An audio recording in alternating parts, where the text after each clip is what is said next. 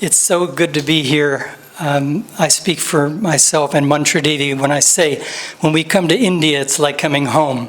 Truly, we feel this is our spiritual home. It was Yogananda's true home, and as you know, it was his destiny to go to the West to bring the ancient teachings of Sanatana Dharma. And as the saying goes in the Bhagavad Gita, all of Krishna's soldiers are like Krishna. So we're the soldiers of Yogananda, but we decided just to be born in the West to save that trip, you know, being brought up there, attuning to the language and the culture. He could do it more easily, if you know the story, when he was about to go over to speak in Boston. He didn't even know the language. And Sri Yukteswar says, don't worry about it, you know, God will speak through you. Just imagine that, you know, going to speak to all these brilliant, intelligent intellectuals at the time. That's kind of the gathering that was about. And he just did it. And it was true. He moved the West. So anyway, here we are, and we're happy to be here with you all. So today's topic is basically on Dharma Duty and how it differs from us all, but I wanted to start by saying how it's the same for all of us as well. We all have one Dharma. We've incarnated to grow spiritually. It takes some time to wake up to that in any incarnation, but here you are, you've woken up to that. And our chief Dharma in this lifetime is to find God. And this is what our Param Guru Lahiri Mahashaya said. He goes, man's spiritual duty is to commune with Om. That's his highest dharma, to find God. His duty is to seek God and find God, and our dharma is to commune with Om. And so this is what we are learning to do with our sadhana, with our meditation that we should be doing daily, and becoming more adept at that. Because that's our true purpose of being here. Now, there's a lot of distractions and there's a lot of interesting things going on this plane that capture our attention, and that's okay because we're learning our lessons. I'm reminded of that story. It isn't Christmas time, but I love it. At Christmas time at Mount Washington, there was a little boy there living there with his mother. And Yogananda asked the boy, you know, what do you want for Christmas? And the boy looked up and he goes, Samadhi. But then he said, but if you're talking delusion, I'll take a toy plane. So I think that's kind of the way it is for us. You know, we would like Samadhi, and we will get that eventually. Maybe why not now? We're opening up to it incrementally. Just the peace that Hong Sa brings, you know, just the increasing intuitive perception that grows with our meditation. It's all part of it. It's all part of the expansion of our consciousness and growing into that. And at some point, when it's Guru's will, and we've built up our ability to even handle that powerful state of consciousness, we will experience it too. In the meantime, we need to live in a dharmic way. We have to find, now, in a general way, to live dharmically is basically to be kind and giving, and to, with sincerity, seek truth, seek the light. I assume all of us in this room are spiritual aspirants, you know, seeking God, seeking to grow spiritually, expand our consciousness. And the Adi Shankaracharya gave three guiding points for the spiritual aspirant. Now, if you aren't on the path, there's other things going on. But for us, if we step up and say, okay, we're a spiritual aspirant, we are seeking God this lifetime. Okay? So we become a devotee. From a devotee, you may become a disciple and actually be initiated on a particular path. I would imagine most here are initiated on this path. But the Adi Shankaracharya said that it is our duty that we should seek the company of the holy. Saints, if not other truth seekers, because, you know, the world and the spiritual life doesn't mix. Again, Sri Ramakrishna, to quote him again, he said that it's like oil and water, they just don't mix. Now, we do have to be in the world, and we have to do our best at holding our center, our spiritual center, while we're, working out our karma where Divine Mother has placed us. But that's number one. Number two, he said that we should renounce all thoughts of me and mine. Renounce all thoughts of me and mine. And to expand on that, he's saying that for desires and attachments for your own personal gratification, we need to let that go. Now we are devotees, and we are wanting to commune with Divine Mother and bring that her consciousness, bring that presence into everything we do, and let go of the self, let go of our personal ambitions, because it's not going to give us happiness. It's not going to give us what we're seeking. It's not going to give us more of God. And thirdly, he said that it's our duty to actually seek God with, effort, with a sincere effort, and seek God. So the scriptures say that the wisest is one who seeks God, and the most successful is one who finds God. So we want to make a success out of this life. We want to live in a successful way, and that would be daily making an effort to bring this divine consciousness, Divine Mother's, in this next series of days for the Festival of Divine Mother. We could focus on that. That's what I love about India, because we're saying in these next 10 days we're going to focus on that. Just like in the West, when we say Christmas, it's Christmas time, and everybody opens their heart and gives gifts and focuses on the manger, and Yogananda uplifted everyone by saying the manger is your heart, and invite the baby Christ child to be born in your heart, which is love and compassion and forgiveness, and on and on. And here you do these festivals for 10 days, to Ganesha, to Divine Mother. Is it 10? 9. I threw in another day because, sometimes you need that.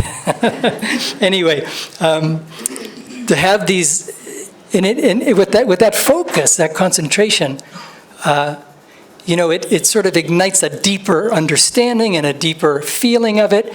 And that's how we should live every day, not just during the 9, just like it is with Christmas. You feel good, you feel the brotherhood of all, and then you take it into your life. And so Yogananda said that every day should be Christmas. Every day should be the spirit of Divine Mother that's awakened during this festival that you have now. But anyway, we do need to find our own dharma, our own duty as what is right for us that will help us grow. So there is an individual duty as well, an individual dharma. I remember I was so we have to ask God, what is that? Guide us into that, and it will happen. Now, if we say that this world is a trap and it distracts us and kind of consumes our energy and kind of diminishes us. So someone said, well, why isn't suicide good then? Because then you're making this affirmation, I don't want it. He says, but you also have to have the desire to want God, and that's where we all are at. We want God, and we should be increasing that desire, where it becomes the utmost desire of our life and of our heart, to replace all lesser desires. All of those desires that are desires should be supportive desires, the desireless desires, Yogananda called them. So, but back to our individual duty, finding what that is for you. Sometimes people get caught up in that. I remember when I was a very youngster, and I imagine it's universal, East and West, where you ask the little boy or the little girl, what do you want to be when you grow up? And in the West, we'd say, at least my generation, we want to be a fireman, or a policeman, or something like that, or an athlete. Maybe today in India, it's a soccer player. I don't know, but what the children would say, the top app creator, for your mobiles. Who knows? But anyway, so whatever that is. But then we grow and we mature. Because I remember then getting to college, and the big thing in college was, what are you going to be? It went from what are you going to be when you grow up to what are you going to be? What's your major? And I didn't know what I wanted to be. And that was annoying to me, because I took all the usual classes for the 2 years that they will last. I still didn't know what I wanted to be. So I left college. I took some classes in philosophy that kind of ignited in me something different than wanting to settle down into a typical career. And so I was happy in that, and I got into yoga and meditation, and then I met Swami Kriyananda, the guiding light of my life and all of you. And so I was at the village and on the village for a time, and my generation that arrived, we were all cruising and enjoying ourselves there, and then suddenly something started to go around like, well, what's your Dharma? What's your Dharma? And so I got anxious about that. I didn't know what my Dharma was, And I thought, wait a minute. That's just another way of describing what am I going to be? Like, what's my Dharma? And so in studying the teachings and from the guidance of Swamiji, that will come, but what your Dharma is whatever is in front of you, do it to the utmost of your energy, concentration, and bring in the divine to help you do that. That's your Dharma. So when I was managing our natural food store and restaurant for a time, that was an arena where people were, together and serving. We saw it as an outreach in our local town, because many of them didn't go out onto the ridge where the cult of, hippies or yogis lived, and in those days. So they didn't know anything about us, and it was a beautiful time. It was very uplifting there, but nobody knew it in town. So we brought our energy into town and can serve them through that medium of, serving meals and them shopping there and so on. But I'll center on the dishwasher. The dishwasher always seemed to be the one that was a little bit like, what am I doing dishes? Like the story in the path where when they were making that swimming pool, 29 palms, and the one devotee sat down and said, I didn't come to pour cement. Well, that dishwasher, I didn't come to wash dishes, And so I was the manager, and I would sit them down and I go, let me tell you something. If you don't do your job doing these dishes with joy and with energy, your magnetism is going to be low to none. And if someone did physically cruise through and looking for potential, looking for people to enlist into something, something else, that passed right by someone like that because he's kind of got his head down, grumbling, doing the dishes, Where you walk into that room, and if he's doing it with joy and energy and, just attacking him, that would get attention.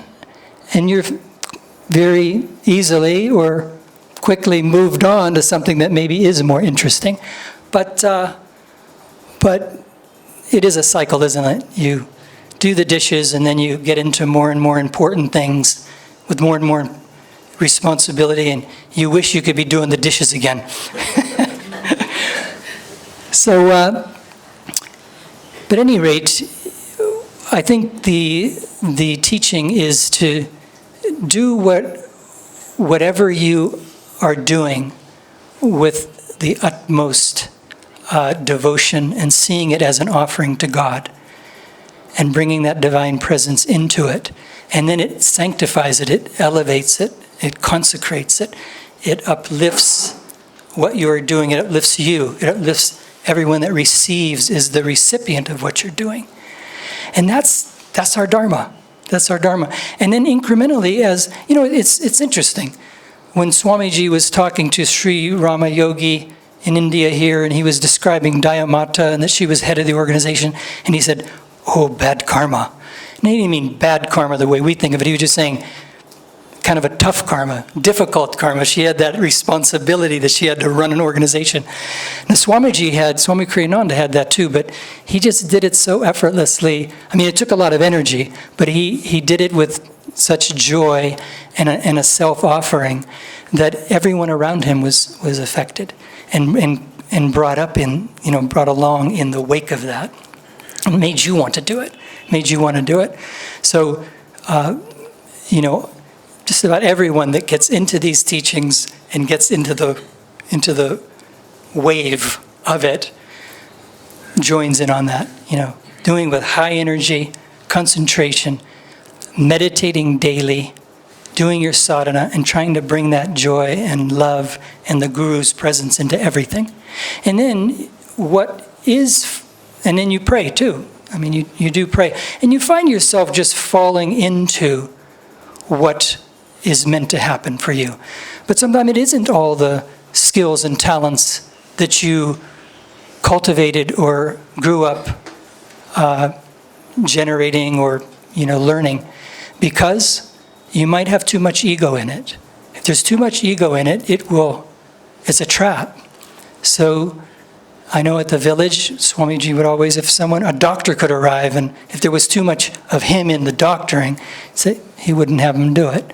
Whereas if the best thing is when we do need somebody that really has skills and talents and developed in a certain way that could really help us, it's great when they can do it in the correct way, without any ego, knowing it's God flowing through them, working through them, and then you use these gifts, these God-given gifts, to serve God and to serve others.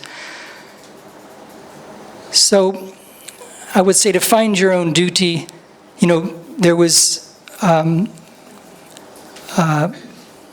Janakananda, the most advanced, foremost disciple of Yogananda.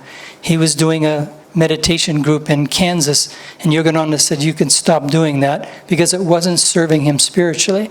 So also when you give in or give over to the Guru's guidance and the Guru's care for you, he'll have you do the right thing. And with that faith and understanding, it will just flow naturally. So I think I'm going to end here to keep on the right timing for other things that are going to happen today.